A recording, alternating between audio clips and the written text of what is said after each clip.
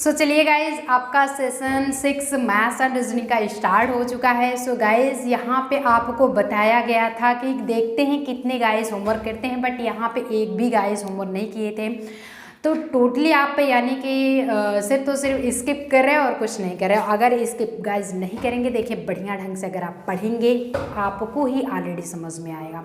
यहाँ पे गाइज अगर बात करें कि आपको कोई भी इन्फॉर्मेशन गाइज चाहिए तो @यूनियन क्लासेस करके आप टेलीग्राम पे भी ज्वाइन हो सकते हैं, जो कि डिस्क्रिप्शन बॉक्स में लिंक दिया गया है। सो विदाउट एनी हेजिटेशन देख सकते हैं, जो भी हमसे नए स्टूडेंट्स जुड़ रहे हैं वो सभी आप जो है सिलेबस देख सकते हैं गाइज, डिस्क्रिप्शन बॉक्स में मिल जाएगा। लाइफ टाइम क्लासेस देख सकते हैं। सो घड़ी के बच्चों के आपके साथ आपके स्टार्ट हो गया है मैथ्स एंड रीजनिंग की क्लासेस। सो आज टोटली आपको यहाँ पे रीजनिंग की क्लासेस चल रही है, क्योंकि सबसे पहले आप फर्स्ट जो 5 लेक्चर था गाइज, उसमें जो है संबंध यानी कि उसमें टोटली आप रिलेशनशिप को पढ़ चुके हैं, रिलेशनशिप। बट यहाँ पे विश्लेषणात्मक आपका स्टार्ट हो रहा है। सेकंड मेथड कैसे होगा नाउ स्टार्ट किया जाएगा, लेकिन उसके पहले गाइज आपको यहाँ पे बता दिया जाएगा जो आपका एग्जाम्पल 5 एंड 6 आपके होमवर्क के दिए गए थे, नाउ वो सॉल्व पहले होंगे।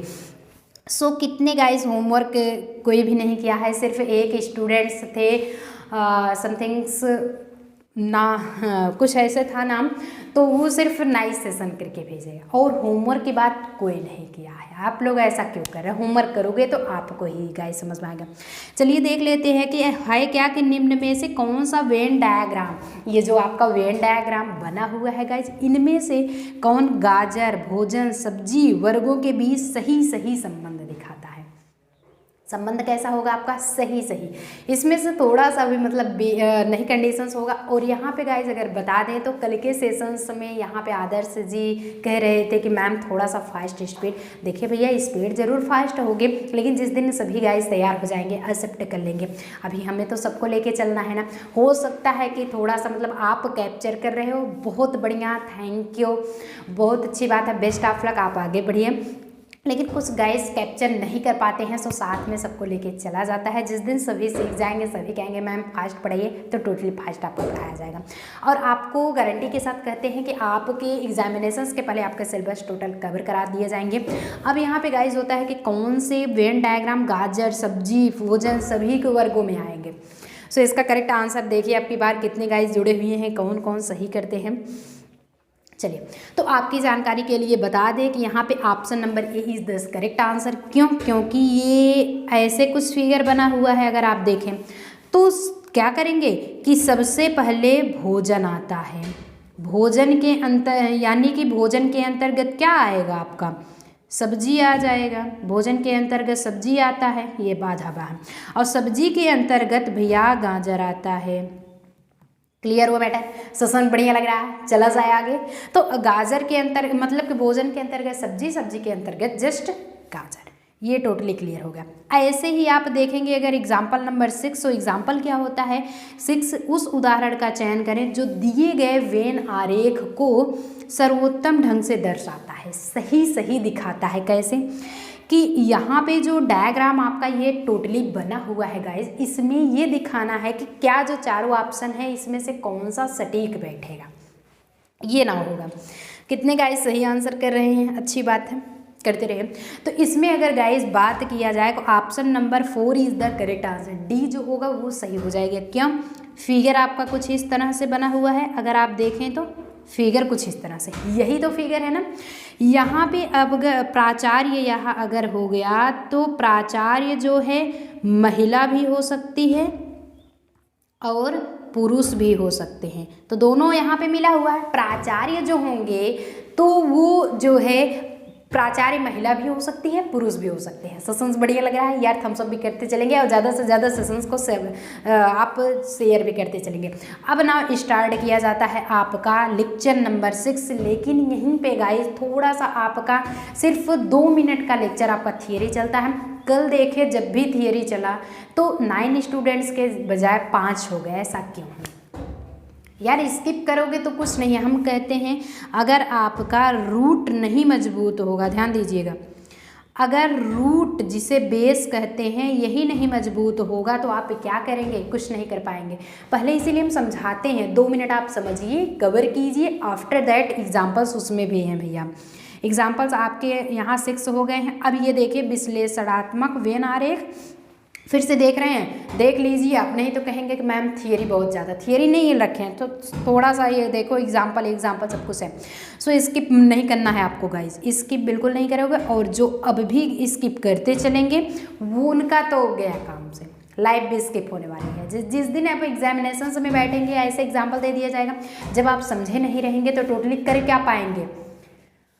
समझ में आ रहा है, चला जाए फिर, भागना नहीं है ना, स्किप नहीं करेंगे, बिल्कुल नहीं करेंगे। टेलीग्राम पे हर बार बुलाया जाता है, सिर्फ आते हैं 2 मिनट 3 मिनट 1 मिनट जुड़ के फिर से चले जाते हैं। कोई तो 10 ही सेकंड जुड़ता है फिर से स्किप कर जाते हैं। तो यार यहाँ पढ़ने के लिए जुड़िए, एंड तक पढ़िए और टोटली सेशंस आप कवर कीजिए।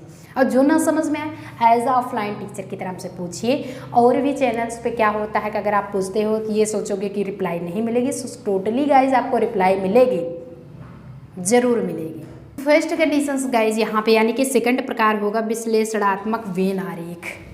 जैसे कोई भी चीज़ हो जाती है गाइज, सबसे पहले आप रिलेशनशिप देखे थे, यहाँ पे फर्स्ट की कंडीशंस आपको रिलेशनशिप, किसी के बीच चाहे अक्षर हो, आपकी कोई वस्तु हो, कोई व्यक्ति हो, उनके बीच 2 चीज़ें हुई, 2 व्यक्ति हुए, उनके बीच मध्य जो संबंधी से स्थापित करता है वो कंडीशंस आपकी फर्स्ट हो जाएगी। लेकिन जब यहाँ पे सेकंड हम देखेंगे, सेकंड क्या होता है, विश्लेषणात्मक। कोई भी चीज़ है विश्लेषण किया जाता है, उसका व्याख्या किया जाता है, ना उसका जांच पड़ताल होता है, तो ये कंडीशंस आपकी विश्लेषणात्मक होगी। सैनी जी कल कह रहे थे कि मैम थोड़ा सा, हाँ जी बिल्कुल, इंग्लिश भी बताते चलेंगे। अरे भैया इंग्लिश भी बताया जाएगा, डोंट माइंड, सब कुछ बताया जाएगा। कि कह रहा है कि इसके अंतर्गत पूछे जाने वाले प्रश्नों में, इसके अंतर्गत किसके विश्लेषणात्मक फीचर्स जिसे कहते हैं, विश्लेषणात्मक इट्स मीन्स फीचर।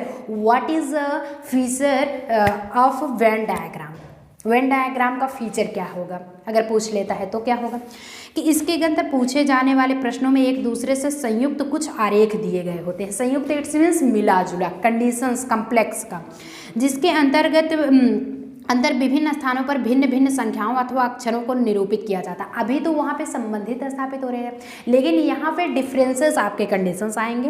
प्रत्येक आरेख अलग अलग वर्ग के द्योतक होते हैं। टोटल जो डायग्राम होगा इंडिकेटिंग टू डिफरेंसेस कंडीशंस, अलग अलग वर्ग के द्योतक होंगे। जितने भी आपके डायग्राम होंगे गाइस, उतने ही वो कंडीशन अलग अलग व्यक्त करेंगे।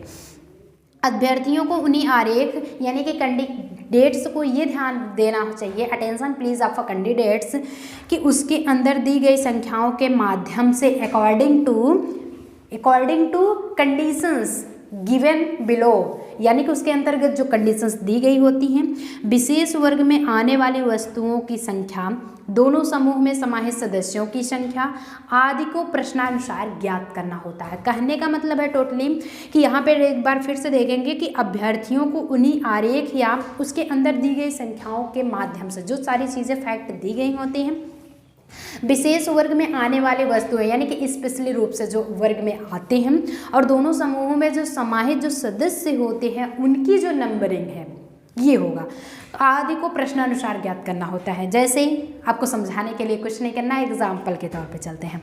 चलिए एग्जाम्पल्स यहाँ पे दिया जा चुका है ऑलरेडी, एग्जाम्पल्स है आपका एग्जाम्पल 7, क्योंकि आपका 4 फर्स्ट में सेकंड सॉल्व कराया गया एंड 5 एंड 6 जो था आपका एज अ होमवर्क था।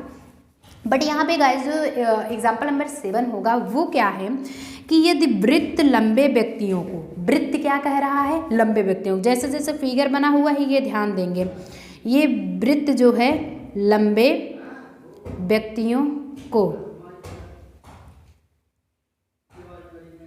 हुआ।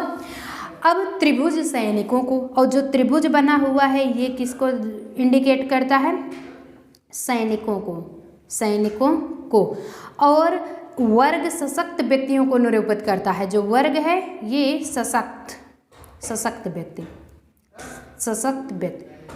अब नाउ क्या करेंगे, वर्ग जो है वो तो सशक्त व्यक्ति को इंडिकेट कर रहा है, और जो त्रिभुज है ये सैनिक को, और लंबे व्यक्ति को ये त्रिभुज कर रहा है, इंडिकेट करता है। तो निम्नांकित आरेख के अंदर दी गई संख्याओं में, जो निम्नांकित आरेख है दी गई संख्याओं में कौन सी संख्या केवल सशक्त व्यक्तियों को निर्धारित, सशक्त व्यक्तियों को निर्धारित करेगी, इट्स मीन्स सिर्फ वर्ग को, सिर्फ वर्ग को कौन सी संख्या निर्धारित करेगी। ध्यान दीजिएगा, अटेंशन, वो आपका वृत्त लंबे व्यक्तियों को, त्रिभुज सैनिकों को, और साथ ही साथ सशक्त व्यक्तियों को वर्ग समाहित करता है। तो सिर्फ सशक्त व्यक्तियों को कौन इंडिकेट, कौन सी ऐसी संख्या है, 2, 6, 4 या फिर 7। इसका करेक्ट आंसर गाइज क्या होगा, उदाहरण नंबर आपका 7 स्टार्ट है। चलिए देखते हैं कितने गाइज इसका सही आंसर करते हैं। जी बिल्कुल बने रहेंगे, सही आंसर तो करते ही करते चलेंगे, अच्छी बात है, आप लोग करते भी रहेंगे। समझ में आ रहा है, कोई दिक्कत हो तो बता दीजिएगा, कोई दिक्कत हो तो बता दीजिएगा। यहाँ पे 6 ऐसी संख्या होगी, जितने भी ऑप्शन सी बता रहे हैं वो सभी गाइस सही हो जाएंगे कि option number C is the correct answer. 6 संख्या ऐसी होगी सिर्फ सशक्त सैनिकों को ही इंडिकेट कर रही है। 6 जो है वो सशक्त व्यक्तियों को ही इंडिकेट कर रही है, क्योंकि सशक्त में सैनिक भी कन्फर्म हो रहे हैं और ये भी ऑलरेडी आ रहा है। समझ में आ रहा है, आगे चला जाए फिर, कोई दिक्कत है नहीं है। तो अब यहाँ पे आगे की कंडीशंस गाइज होगी 18 को या 8 क्वेश्चंस का। चलिए भैया देख लेते हैं 8 क्वेश्चन से क्या होता है आपका, कि नीचे दिए गए वेन आरेख का अध्ययन करके, it's means given below conditions of a Venn diagram, क्या अध्ययन करके करना है, आगे दिए गए प्रश्न का उत्तर दें। आगे जो प्रश्न, इट्स मीन्स ये आपका क्वेश्चन होगा, क्वेश्चन आगे दिया गया है, उसका आपको आंसर करना है। वेन आरेख एक कक्षा में 3 विषयों का अध्ययन करने वाले छात्रों, इट्स मीन्स वेन डायग्राम में ये बताया गया है कि एक ही क्लास है जिसमें 3 सब्जेक्ट का अध्ययन करने वाले स्टूडेंट्स हैं। देखिए क्या क्या पढ़ते हैं, कि फ्रेंच और स्पेनिश दोनों पढ़ने वाले लेकिन जापानी, कह रहा है कि छात्रों को दर्शाता है फ्रेंच और स्पेनिश दोनों पढ़ने वाले लेकिन जापानी न पढ़ने वाले छात्रों की संख्या कितनी है। कहने का मतलब फ्रेंच, ये कंडीशन फ्रेंच है ये देखिए, और ये स्पेनिश है और ये जापानी है। तो कहता क्या है क्वेश्चन में कि फ्रेंच और स्पेनिश दोनों पढ़ने वाले हैं, दोनों तो पढ़ने वाले हैं, यानी कि आपका आ जाता है 20 में भी 4 में भी, लेकिन थोड़ा सा डिफरेंस आप माइंड लगाइएगा। लेकिन जापानी ना पढ़ने वाले, जापानी तो नहीं पढ़ते, ऐसी कौन सी संख्या है, 24, 29, 20 या फिर 4। इसका करेक्ट आंसर गाइज क्या होगा, चलिए देखते हैं कितने गाइज इसका सही आंसर करते हैं। जी बिल्कुल, जितने भी हमारे प्रिय साथी ऑप्शन सी बता रहे हैं वो सभी सही हो जाएंगे कि 20 इसका आंसर होगा। क्यों, फिगर एक बार देखेंगे, एक बार अगर आप ध्यान से फिगर देख लीजिए, फिगर कुछ यूँ बना हुआ है, फिगर आपका कुछ इस तरह से बना हुआ है क्या, यहाँ पे 23 है, यहाँ पे 20 है, यहाँ पे 32 और ये 4 टोटली 7, 5, 9, कुछ यही तो दिया गया है। कह क्या रहा है कि यहाँ पे फ्रेंच और स्पेनिश तो पढ़ता है बट जापानी नहीं पढ़ता है, तो ये कंडीशंस यहाँ से अलग हो गई। ये तो 20 इसमें भी आ रहा है, 20 इसमें भी आ रहा है, 4 नहीं होगा क्योंकि 4 को ये ले रखा है, 20 को छोड़ रखा है, इसलिए option number C is the correct answer. Answer क्या आएगा, 20, आंसर आपका 20 होगा। आगे चला जाए, ये कंडीशंस हो गया। अब यहीं पे क्वेश्चन 9 क्या इंडिकेट करता है, क्वेश्चन नंबर 9, क्वेश्चन 9 कह रहा है कि निम्नलिखित आकृति में, ये जो फिगर बना हुआ है ये ध्यान दीजिए, निम्नलिखित आकृति में आयत ऑप्टिशियंस को प्रदर्शित करता है। अब देखिए आयत कहाँ पे बना हुआ है, ये कंडीशंस आपकी आयत है और साथ ही साथ वर्ग भी बना हुआ है, ध्यान दीजिएगा, आयत भी है और साथ ही साथ वर्ग भी बना हुआ है। तो जो आयत है ये क्या कंडीशंस करता है, ऑप्टिशियंस को दर्शाता है, ऑप्टिशियंस को आयत दिखाता है और कह रहा है वृत्त इलेस्ट्रर्स को दिखाता है। यहाँ पे वृत्त जो है ये लिख देंगे, इलेस्ट्रेटर्स को दिखाता है, ये कंडीशंस। त्रिभुज फोटोग्राफी को दिखाता है, त्रिभुज जो है ये फोटोग्राफी, ये 9 कंडीशंस यहाँ तक क्लियर हो गया। आगे क्या करता है, वर्ग फुटबॉल खिलाड़ियों को दिखाता है, ये वर्ग जो है फुटबॉल खिलाड़ियों को दिखाता है, फुटबॉल खिलाड़ी को दिखाता है। अब यहाँ तक मैटर हो गया। आगे क्या कहता है, अक्षरों को कौन सा समूह, अक्षरों का ऐसा कौन सा समूह होगा जो उन फुटबॉल खिलाड़ियों को प्रदर्शित करता है, यानी कि उन फुटबॉल खिलाड़ियों को कौन दिखा रहा है, वर्ग फुटबॉल खिलाड़ियों को दिखा रहा है, जो फोटोग्राफर और आर्टिसियंस दोनों है। कहने का मतलब त्रिभुज भी आए और आयत भी आए और आपका ये वर्ग भी आए, लेकिन वृत्त की संख्या न आए। हिंट मिल चुका है, D, D F, A D, E D F options हैं। चलिए देखते हैं कितने गाइस सही आंसर इसका देते हैं। इसके कितने गाइस हैं कि सही आंसर करते हैं गाइस। चलिए ऑप्शंस आपका स्टार्ट है, देखते हैं कि कितने गाइस इसका सही आंसर कर लेते हैं।